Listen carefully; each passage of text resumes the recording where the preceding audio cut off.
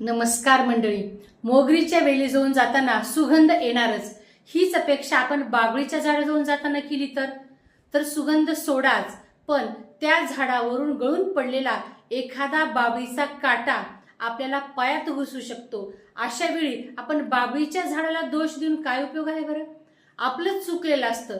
आपण आधीच्या मोगरीच्या वेली जवळून मिळणाऱ्या वासाच्या सुगंधामुळे आनंदात असतो आणि आपण हे विसरतो की खाली पडलेला एखादा काटा आपल्याला टोचेल आणि खाली न बघितल्यामुळं आपल्या पायात काटा घुसतो. आयुष्याचं सुद्धा असंच आहे मंडळी.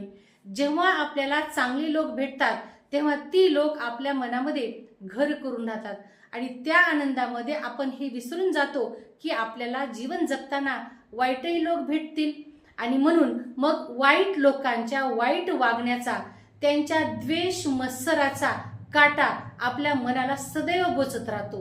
मग अशा वेळी दोष नेमकं द्यायचा कोणाला? चांगलं वाईट आपण बघायला नाही शिकलो याचा, की आपण डोळसपणे त्यांची पारख नाही केली याचा? मंडळी, यासाठी डोळे असणं ही देणगी आहे, पण डोळस असणं हे त्यापेक्षाही महत्वाचं आहे. दिसणाऱ्या गोष्टीपेक्षा न दिसणाऱ्या सत्याकडे पाहायला शिका. त्यामुळे नाती टिकतील, विश्वास वाढेल आणि समाज सुंदर बनेल. धन्यवाद.